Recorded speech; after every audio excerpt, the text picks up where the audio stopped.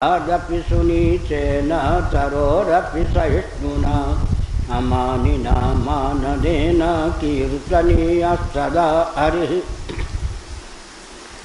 श्रीराम जय राम जय जय राम।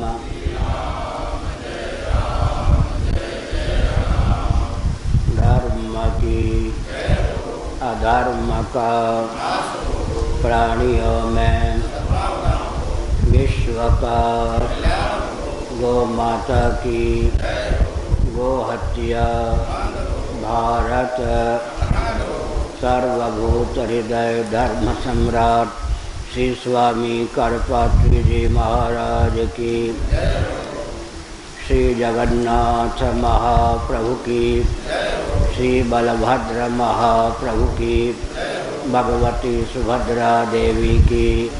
हर हर महादेव। गोविंद जय जय गोपाल जय जय।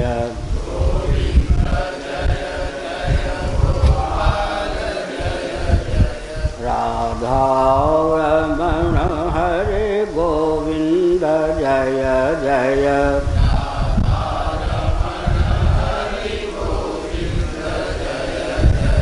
श्री कृष्ण गोविंद हरे मुरारे।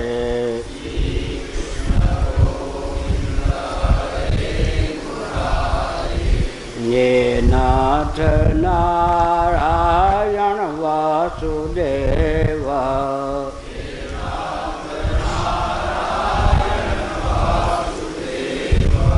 गोविंद जय जय गोपाल जय जय।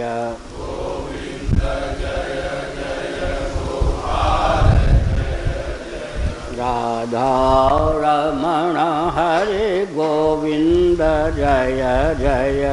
राधा रमण हरे गोविंद जय जय।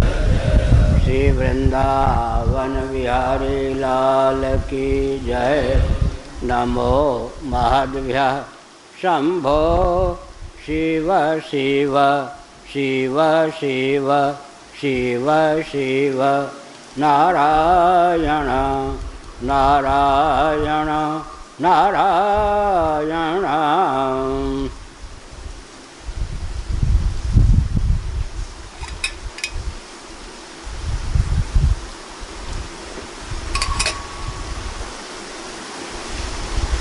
श्रीमद्भागवत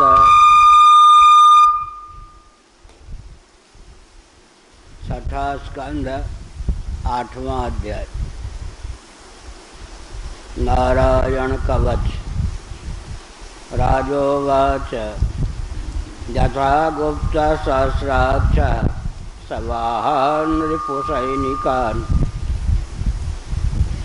क्रीडन्निव विनिर्जित्य त्रिलोक्या भुजे श्रियं भगवंस्तन्महाख्यायि वर्म नारायणात्मकं यथा तथायिना शत्रून् येन गुप्तो जयन्मृधे।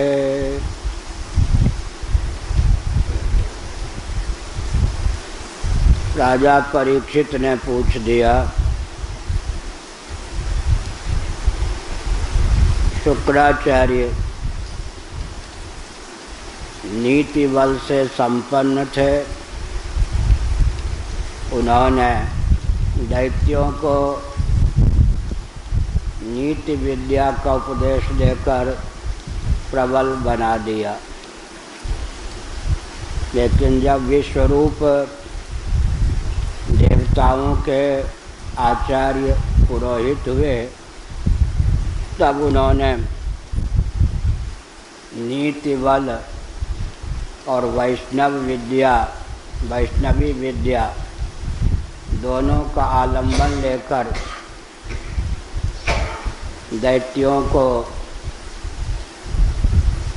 मुक्की खाने के लिए बाध्य किया। दो संपत्ति दैत्यों ने हरण कर ली थी। विश्वरूप के उपदेश से बलान्वित देवताओं ने अपनी खोई हुई संपत्ति पुनः अर्जित कर ली। कारण शुक्राचार्य केवल नीति बल का उपदेश देते थे। नीति बल के कारण ही दैत्य प्रबल हो जाते थे। इधर बृहस्पति का मार्गदर्शन आचार्यत्व देवताओं को सुलभ न रह जाने पर देवता दुर्बल हो गए। भगवान विष्णु से विद्वेष रखने वाले दैत्यों को शुक्राचार्य वैष्णवी विद्या का उपदेश तो दे ही नहीं सकते थे, लेकिन विश्वरूप ने नीति विद्या और वैष्णवी विद्या दोनों का उपदेश देकर देवताओं को अजेय बना दिया। जिस नारायण कवच के बल पर देवता बलवान हो गए, उन्होंने दैत्यों पर विजयश्री प्राप्त कर ली। उस नारायण कवच का मेरे प्रति उपदेश आप कीजिए, करने की कृपा अवश्य करें। ऐसा प्रश्न किया राजा परीक्षित ने।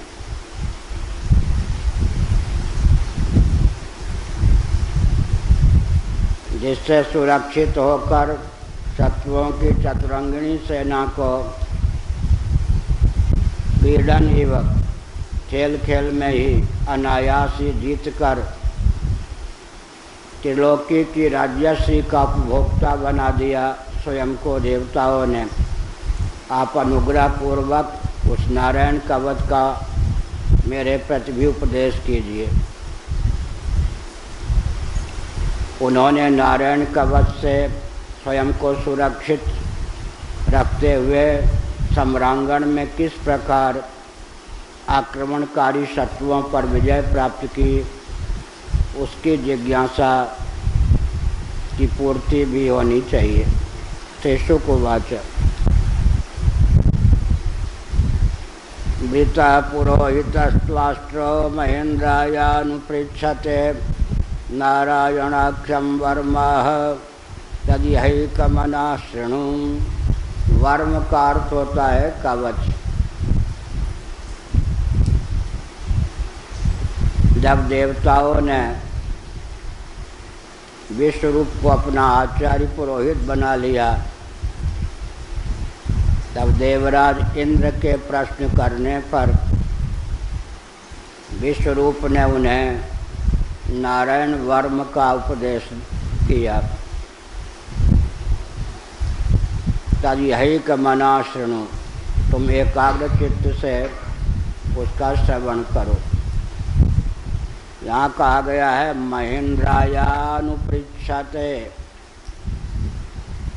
देवराज इंद्र ने जब जिज्ञासा की तब विश्वरूप ने नारायण कवच का उपदेश किया। इसका अर्थ यह है कि बहुत गुप्त विद्या है। नारायण कवच बिना जिज्ञासा के इसका उपदेश करना उचित नहीं है। इंद्र भी जब वैष्णवी विद्या की जिज्ञासा करने में समर्थ हुए, तभी विश्वरूप ने उसका उपदेश दिया। इसका अभिप्राय यह है कि जिज्ञासु को विद्या प्राप्त होती है, जो जिज्ञासु नहीं है उसे उपदेश देना भी उचित नहीं है। विश्वरूप उवाच, विश्वरूप ने कहा दौतांघ्रिपाणिराचम्य सपवित्र उदङ्मुखः कितस्वांगकरन्यास मंत्राभ्याम वाग्यतश्रुचिः नारायणमयं वर्म सन्न्यह्येद्भय आगते पादयोर्जानुनोरुर्वोरुदरे हृद्यथोरसि मुखे शिरस्यानुपूर्व्यादोङ्कारादीन् विन्यसेत्। ओम नमो नारायणाति ओम नमो नारायणाय येति विपर्ययमथा पिबा।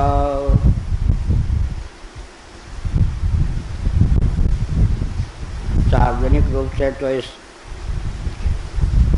कवच का उपदेश या अर्थ भी नहीं करना चाहिए, सांकेतिक ढंग से हम करते हैं।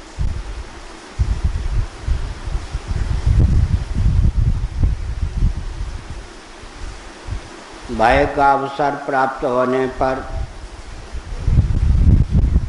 या जो नारायण वर्म या कवच है, गुरुमुख से उसे धारण करके अपने शरीर की रक्षा करनी चाहिए।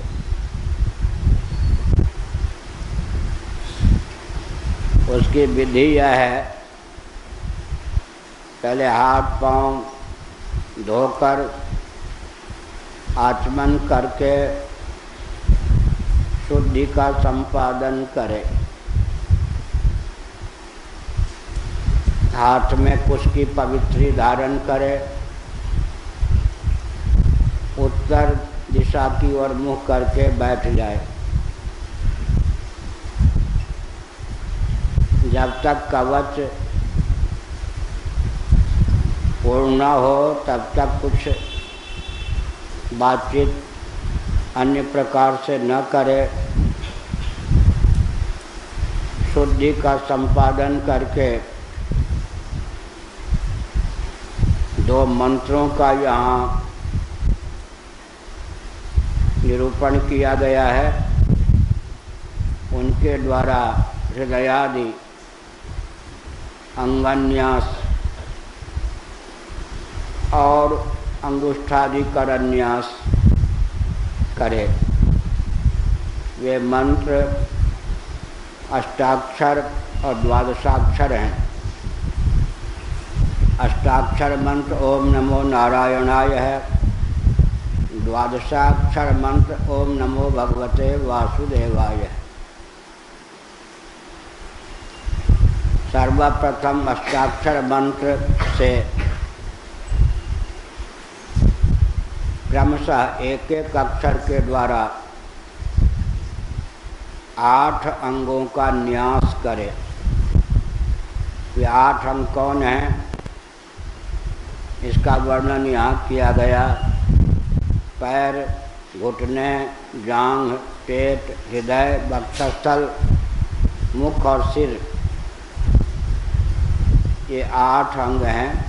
एक एक अक्षर के द्वारा एक एक अंग का न्यास करें। विलोमक क्रम से भी न्यास का वर्णन किया गया।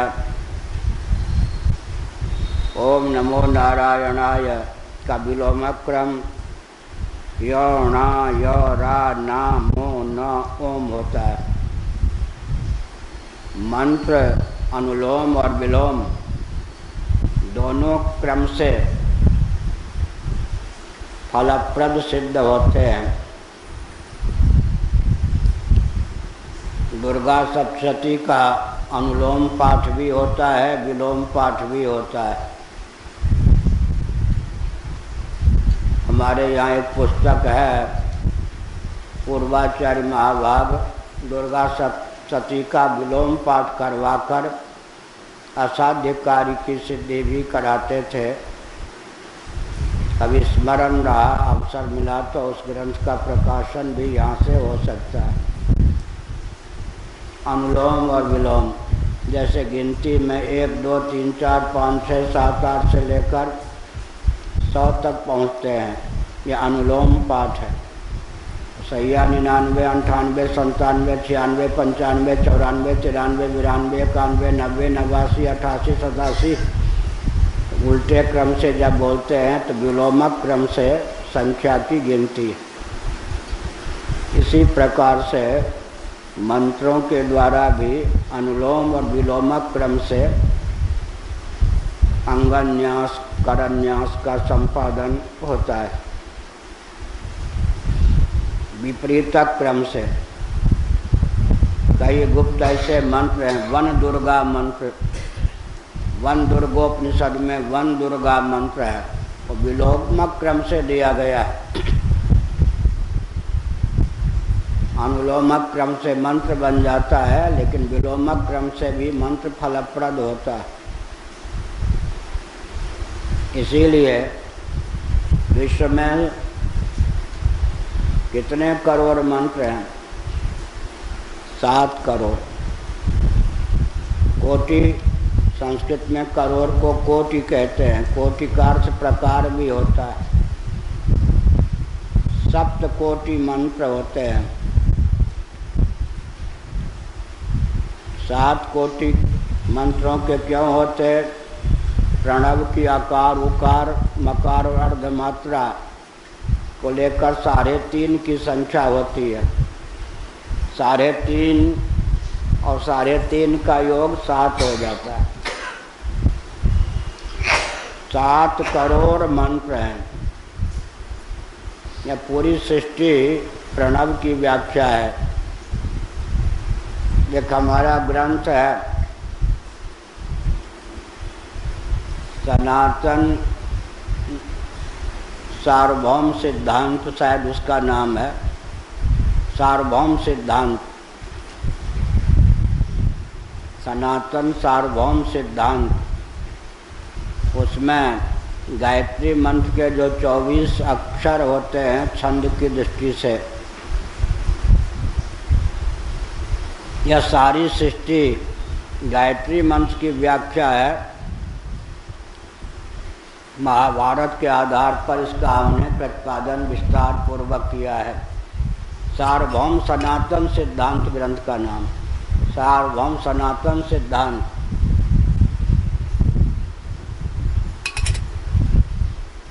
इस ग्रंथ में महाभारत के आधार पर बताया गया कि गायत्री छंद में मंत्र में 24 अक्षर होते हैं। सारी सृष्टि गायत्री मंत्र की अभिव्यक्ति और व्याख्या है।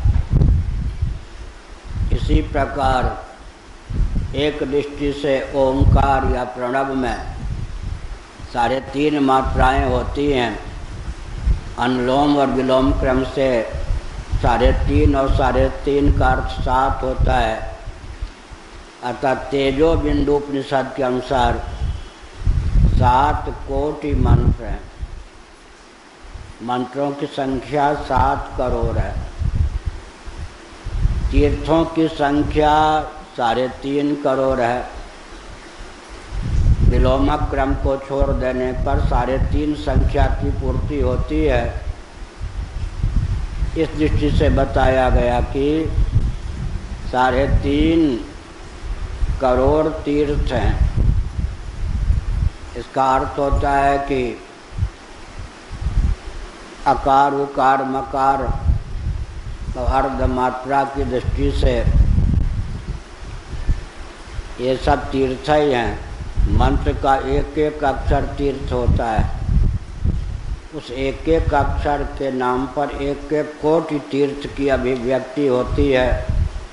तो 3.5 करोड़ तीर्थों की संख्या है और 3.5 7 करोड़ मंत्रों की संख्या है। ब्रह्मांड कितने हैं? 3.5 करोड़। ब्रह्मा कितने हैं? 3.5 करोड़। तो गणित की दृष्टि से विचार करने पर 3.5 का बहुत महत्व सिद्ध होता है। अनुलोम विलोम की दृष्टि से 3.5 को 7 कह देते हैं। 3.5 अनुलोम, 3.5 विलोम, दोनों मिलाकर 7 की सिद्धि होती है। अष्टाक्षर मंत्र के द्वारा अंगन्यास का वर्णन किया गया, अनुलोमक क्रम से, विलोमक क्रम से।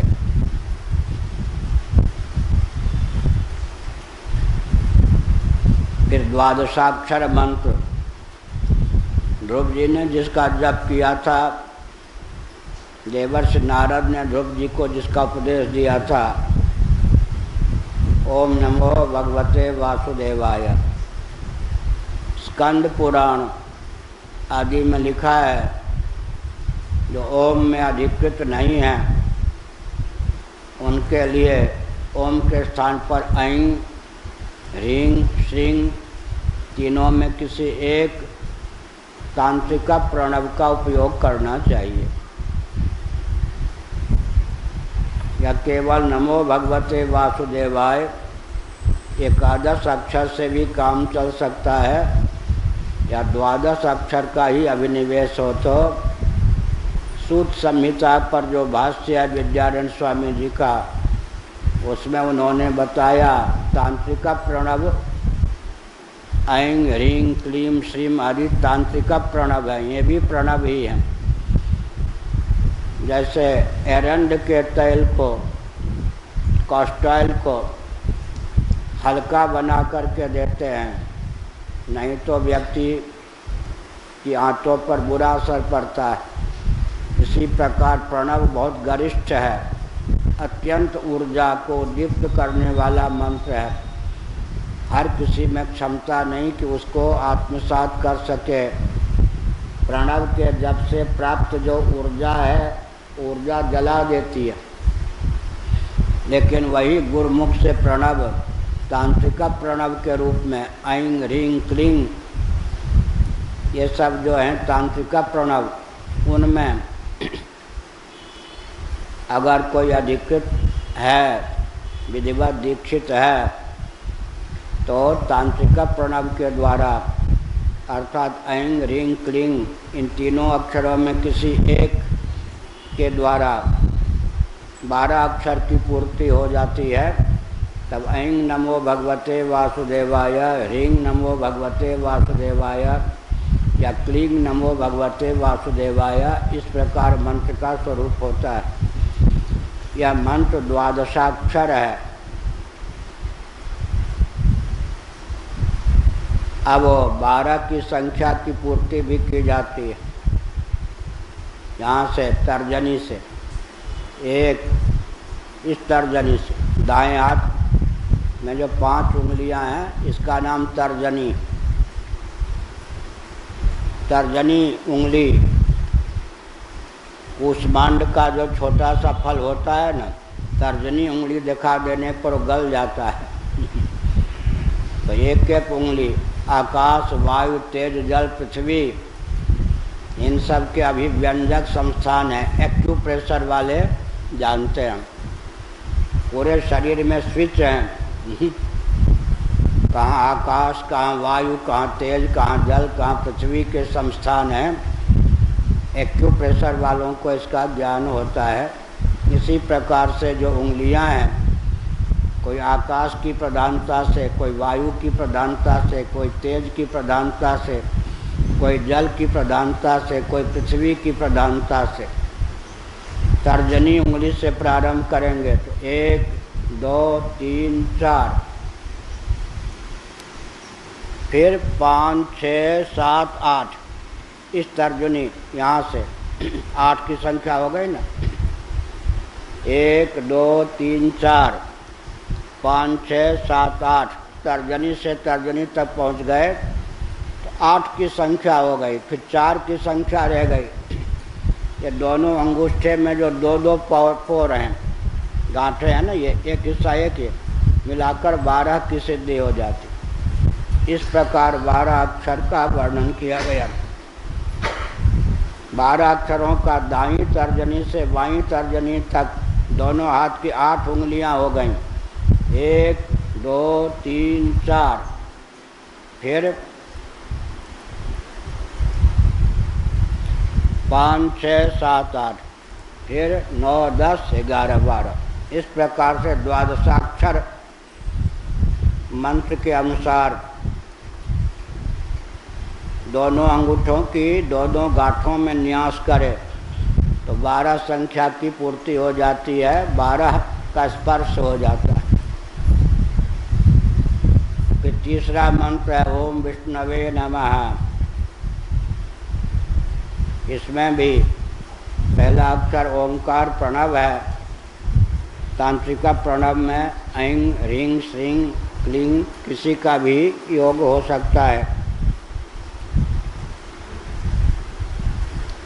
ओम का हृदय में, वी का ब्रह्मरंध्र में, सौ का भावों के बीच में, णों का शिखा में, वे का दोनों नेत्रों में, नौ का शरीर की सब गांठों में।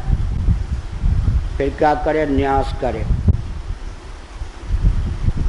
फिर है मंत्र ओम नमः अस्त्राय फट, दिग्बंध करे। ऐसा इस प्रकार न्यास करने से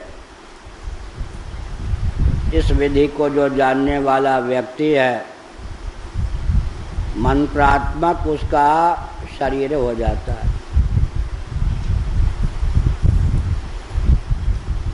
मकारमस्त्रमुद्दिश्य मंत्रमूर्तिर्भवेद् बुधः नौमा मंत्र। सविसर्गम सदन्तं तत्सर्वदिक्षु विनिर्दिशेत् ओम विष्णवे नमः इति। 10वां मंत्र से दिग्बंध करने का भी नियम है। ओम मह अस्त्राय फट दिग्बंध। इस प्रकार विधिपूर्वक जो न्यास करता है, मंत्र स्वरूप हो जाता है, मंत्र मूर्ति हो जाता है। शब्द में, मात्रा में, मात्रिका में, वर्ण में या अक्षर में अद्भुत शक्तियों का सन्निवेश है। हरिबुद्धि संहिता, सूत संहिता आदि का अनुशीलन करें। जितने हमारे ब्रह्मास्त्र, आग्नेयास्त्र, वारुणास्त्र, प्रक्षेपास्त्र हैं, सबके सब मांत्रिक बताए गए हैं। गायत्री मंत्र के अनुलोम और विलोम से ही इन अस्त्रों की सिद्धि होती है। इसमें कोई अरब खरब रुपये असफल और सफल प्रयोग की बात नहीं, सफल ही सफल। तो विधिवत गुरुमुख से इन अस्त्रों को प्राप्त करते थे अर्जुन इत्यादि ने।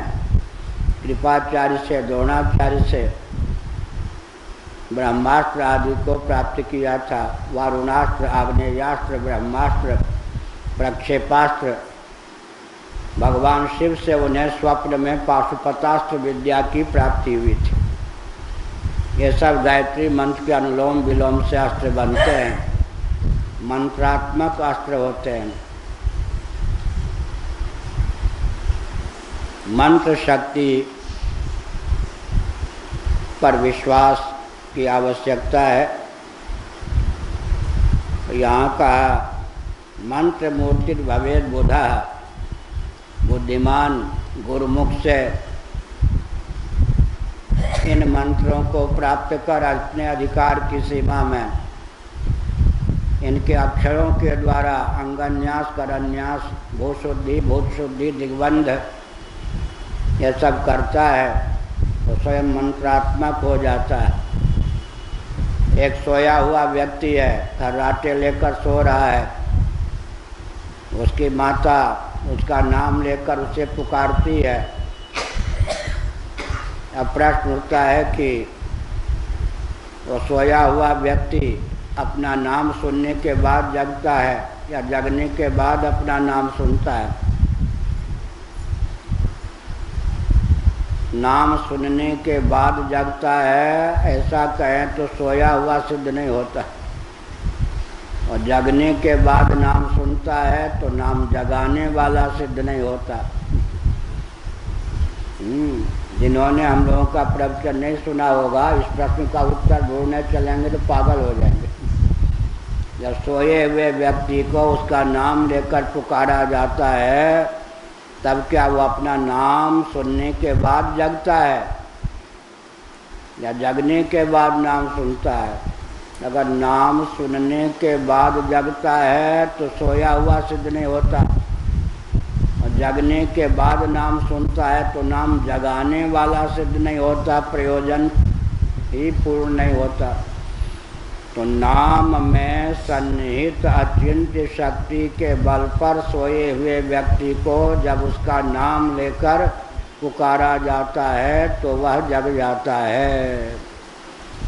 लालू कालू आदि जो लौकिक नाम हैं उनमें भी जब अचिंत्य शक्ति का सन्निवेश है, जहाँ बुद्धि काम नहीं करती, फिर ऋग्वेदादि से सिद्ध जो राम कृष्ण शिव वामन मोहन अच्युत केशव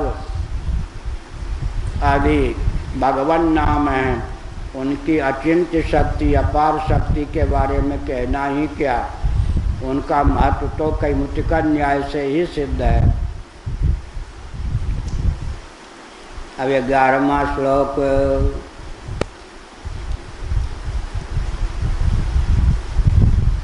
आत्मानं परमं ध्यायेत् ध्येयं षट्शक्तिभिर्युतं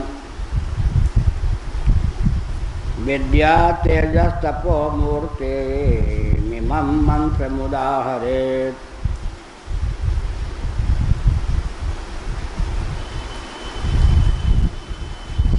विद्या तेज तप मूर्ति समग्र ऐश्वर्य षट्शक्तिभिर्युतं लिखा।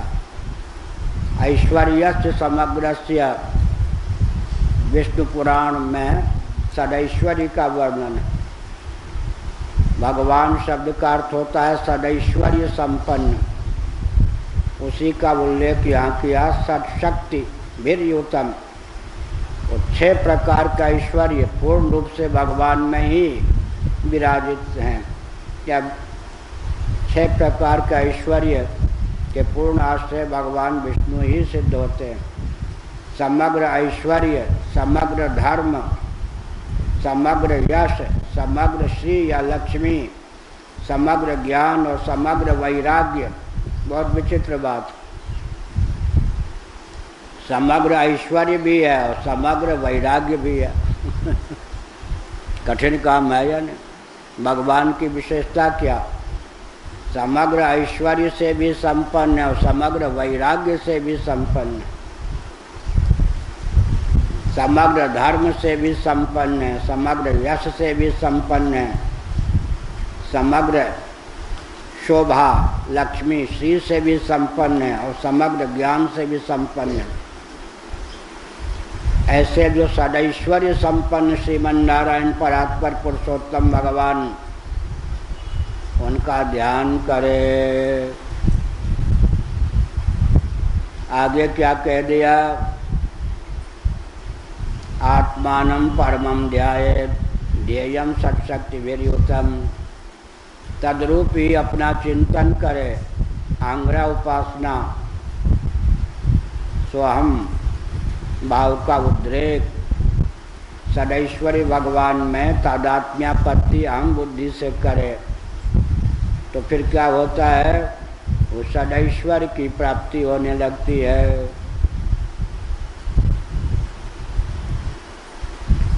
फिर क्या करे? विद्या तेजस्तपो मूर्ति मिमं मंत्र मुदाहरेत्। विद्या तेज तपस्वरूप इस कवच का मंत्र का पाठ करे। इसका मतलब क्या है? एक आजकल हम ग्रंथ लिख रहे हैं, साहित्य दर्शन, हथेली की आकृति साइज की 20-25 पेज में पुस्तक पूरी होगी। आज संभवतः रात में समय मिलने पर पुस्तक पूरी हो जाए। साहित्य दर्शन, उसमें इस वचन को भी हम उद्धृत करेंगे प्रसंगानुसार। विद्या तेजस्तपो मूर्ति मिमं मंत्र मुदाहरेत्। मंत्र में मंत्रार्थ सन्निहित होता है। मंत्र मिल गया तो समझिए कि मंत्रार्थ की प्राप्ति हो गई। इतनी आस्था होनी चाहिए, क्योंकि जैसे चना, जौ, मटर, गेहूं आदि के बीज में वृक्ष और चना जौ मटर सब सन्निहित होते हैं। अंकुर से लेकर फल तक, फलावसानम जगत, सबका सन्निवेश होता है। ऐसे ही मंत्र में ही मंत्रार्थ सन्निहित होता है। मंत्र का आलंबन लेकर मंत्रार्थ की प्राप्ति हो जाती है। तो यह जो मंत्र है भगवान सदैश्वरी संपन्न है, उनका जो मंत्र है वो भी सदैश्वरी संपन्न ही व्यक्ति को बना देता है कि मंत्र मंत्रार्थ से वियुक्त नहीं होता, मंत्र में मंत्रार्थ सन्निहित होता है। जैसे कि बीज में अंकुरादि सन्निहित होते हैं। विद्या तेजस तपो मूर्ति मिमं मंत्र मुदाहरेत्। इस कवच का पाठ करे।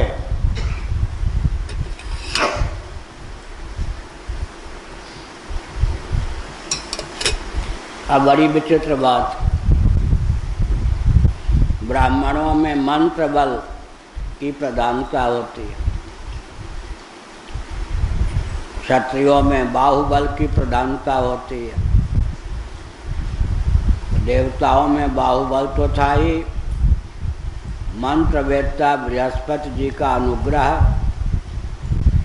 सुलभ नहीं हुआ, तिरस्कार के कारण वो तिरोहित हो गए। तो बाहुबल अस्त्र शस्त्र का बल सब व्यर्थ सिद्ध हुआ। श्री भी समाप्त होने लगी, श्री विहीन होने लगे, शक्ति विहीन होने लगे। श्री और शक्ति से संपन्न रहने पर भी मंत्र बल संपन्न आचार्य का संरक्षण न मिलने के कारण देवताओं की दुर्गति हुई। आजकल राष्ट्र की दुर्गति क्यों हो रही है? कल मैंने कहा क्योंकि मंत्र बल संपन्न, वैष्णवी शक्ति संपन्न, नीति और अध्यात्म बल संपन्न आचार्य का संरक्षण राष्ट्र को प्राप्त नहीं है।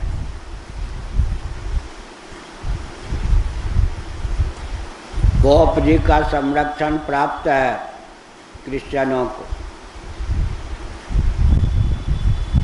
बौद्धों को दलाई लामा जी का संरक्षण प्राप्त है, कम्युनिस्टों को उनके नेता का संरक्षण प्राप्त है।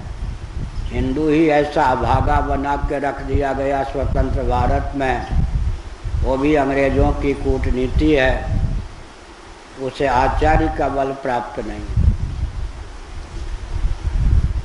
इसीलिए भारत को चीन भी घुरकी देता रहता है और पछाड़ता रहता, पाकिस्तान भी घुरकी देता और पछाड़ता। उत्तर प्रदेश विधानसभा में फिर सामग्री मिल गई विस्फोटक, कोई भी स्थान सुरक्षित नहीं। क्यों?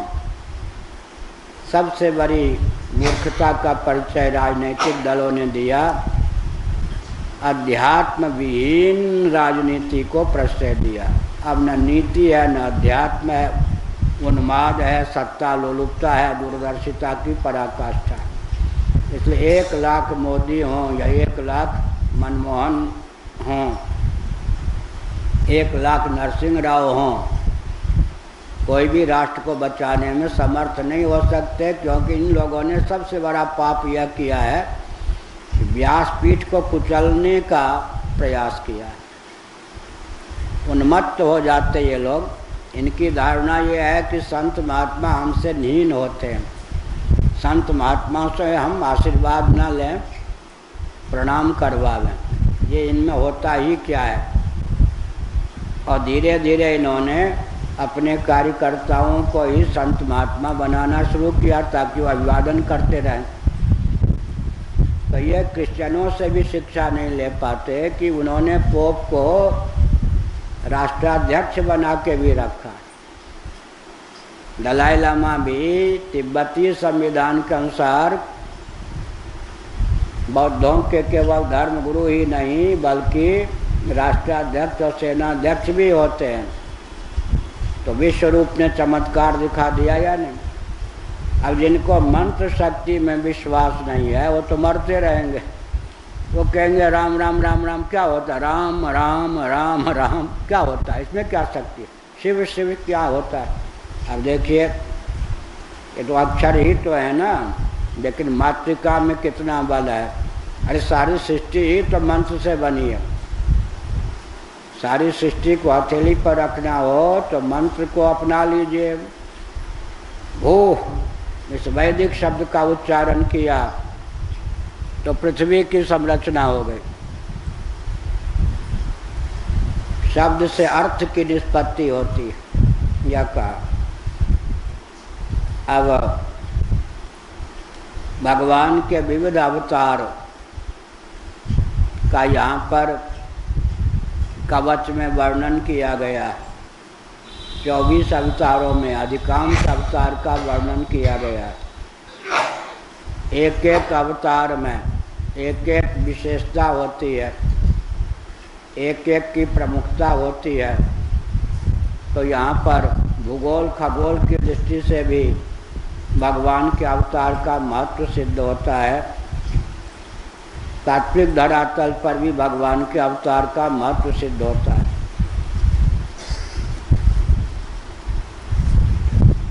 हरिर्विदद्यान् मम सर्वरक्षां न्यस्तांघ्रि पद्मः पतगेन्द्र पृष्ठे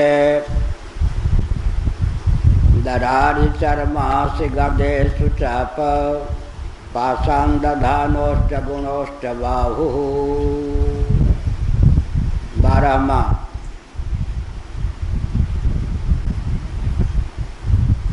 भगवान श्रीमन नारायण परात्पर पुरुषोत्तम श्री हरि गरुड़ जी की पीठ पर अपने चरण कमल रखे हुए हैं। ऐसा चिंतन करे। अणिमा जी 8 सिद्धियाँ, अणिमा महिमा लघिमा, ये सब उनकी सेवा कर रही हैं मूर्तिमती होकर। भगवान अष्टभुजा संपन्न हैं, अष्टभुज हैं। शंख चक्र ढाल तलवार गदा बाण धनुष और पाश फंदा ये 8 में धारण किए हुए हैं। ऐसे देव ओंकार स्वरूप भगवान प्रभु श्रीमन परात्पर पुरुषोत्तम नारायण हैं। सब प्रकार से मेरी रक्षा करें। भगवान श्रीमन नारायण के ही विविध अवतार होते हैं। श्रीमन नारायण का चिंतन कर लेने पर, उनका ध्यान कर लेने पर सब प्रकार से व्यक्ति सुरक्षित रहता है। यह यहाँ पर कवच के प्रारंभ में कहा गया, क्योंकि भगवान नारायण के प्रकाश व्यूह या काया व्यूह ही अन्य उनके अवतार हैं।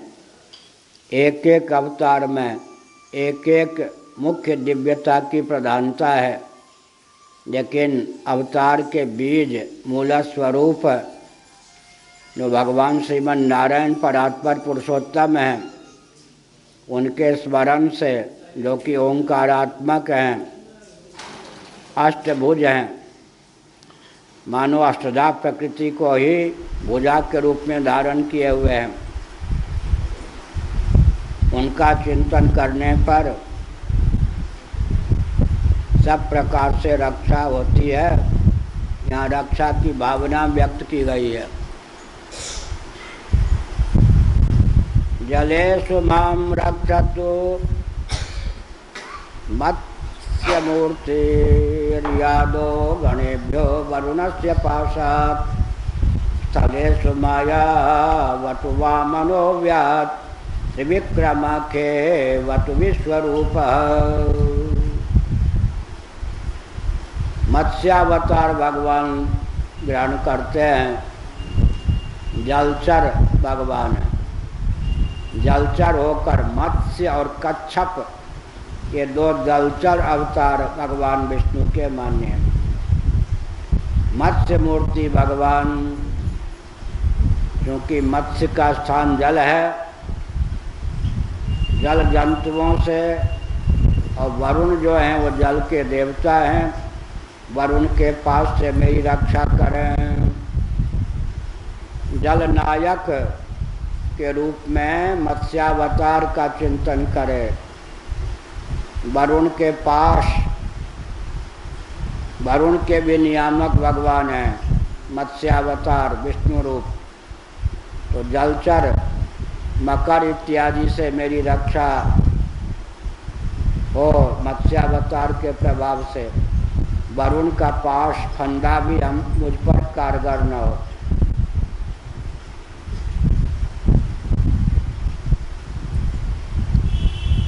अचिंत्य माया शक्ति के अमोघ प्रभाव से बटु ब्रह्मचारी के रूप में अवतीर्ण जो भगवान त्रिविक्रम वामन हैं, उनके बारे में कहा गया। पहले ब्रह्मचारी रूप जो उनका है, त्रिविक्रम होने के पहले उनका चिंतन करना चाहिए। स्थल पर हमारी रक्षा करें, पृथ्वी पर। जब तक उन्होंने पाद का विन्यास नहीं किया था, तब तक ब्रह्मचारी बटु के रूप में वामन विराजमान थे। राजा बलि के सम्मुख ऐसे जो तेजस्वी वटु ब्राह्मण वामन के स्थल पर मेरी रक्षा करें। और जब उन्होंने विश्व रूप धारण करके त्रिविक्रम वाला स्वरूप प्रकट किया, उस स्वरूप का चिंतन करते हुए फिर ध्यान करना चाहिए, भावना करनी चाहिए कि आकाश में मेरी रक्षा करें त्रिविक्रम भगवान। 14वां दुर्गे स्वटव्यादि मुखादि सुप्रभो वायान् सिंहो सुरयूथ पारि विमुञ्चतो यस्य महाट्टहासं दिशो विनेदोर्न्यपतं च गर्भाः। अब भगवान नृसिंह को लेकर, भगवान नृसिंह हमारे रक्षक सिद्ध हों, उनकी विशेषता क्या है, किसकी प्रधानता से उनका चिंतन करना चाहिए। इनके घोर अट्टहास से सब दिशाएं गूंज उठती हैं, उठी थी। गर्भवती जो दैत्य पत्नियां, उनके गर्भ क्षरण हो गए थे, नष्ट हो गए थे।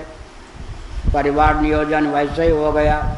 नृसिंह भगवान ने वो गर्जना की कि जो आतंकवादियों के बेटे गर्भ में थे, वो गर्भ ही श्रवण क्षरण हो गया। न रहे बांस न बने बांसुरी, न बने बांसुरी न बजे बांसुरी। ऐसे हनुमान जी ने जब गर्जना की लंकापुरी में, निशाचरियों के गर्भपात हो गए, परिवार नियोजन बिना अस्त्र शस्त्र के हो गया। दुष्टों की जनसंख्या बढ़ने का क्रम ही समाप्त कर दिया नृसिंह भगवान ने, इधर हनुमान जी ने। दैत्य पत्नियों के गर्भ गिर गए। ऐसे दैत्य युद्धपतियों के जो शत्रु भगवान नृसिंह, हमारी कहाँ रक्षा करें। दुर्गम स्थल में, दुर्गा जैसे कहते हैं ना, दुर्गा मतलब दुर्गम स्थल में रक्षा करने वाली पराचित स्वरूपा भगवती।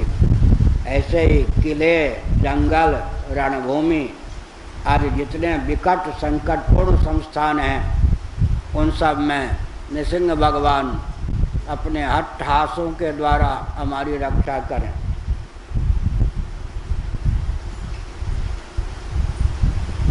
पंद्रहवां रक्षत्व सौमा ध्वनि यज्ञ कल्पः संभ्रष्टयोनिं प्रधरो वराह रामोर्दिकूटे स्वथ विप्रवासे स लक्ष्मणो व्याद भरताग्रजोऽस्मान्। अब वन वराह भगवान वराह अपनी दाढ़ों पर पृथ्वी को धारण करने वाले यज्ञ वराह भगवान वराह मूर्ति मार्ग में रक्षा करें।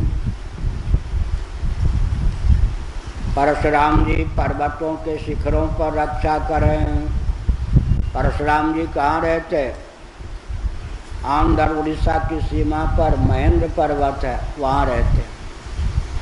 पांडवों ने वहीं दर्शन किया था। अष्टमी आदि तिथि पर वो दर्शन देते थे।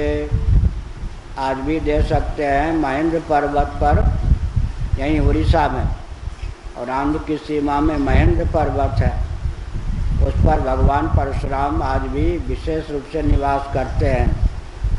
परशुराम जी पर्वतों के शिखरों पर रक्षा करें।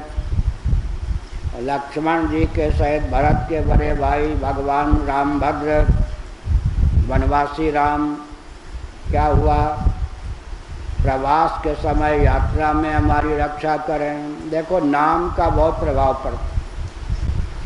गौतम गौतम गौतम गौतम, न्याय शास्त्र के रचयिता गौतम महर्षि का नाम लेकर चलिए, यात्रा सुखद रहेगी। गौतम गौतम गौतमाय नमः, कोई विघ्न बाधा यात्रा में नहीं होगी। चोर डाकू तस्कर किसी से व्याघ्र इत्यादि से भय प्राप्त नहीं होगा। कब? कायव्य एक डाकू है, महाभारत के अनुसार एक डाकू का नाम कायव्य। कायव्य इस नाम को लेकर यात्रा करेंगे तो तस्कर, डाकू, हिंसक, शेर, चीते, इन सब से कोई भय नहीं होगा। तो डाकू के नाम का इतना महत्व क्यों? एक थे कायव्य नामक डाकू,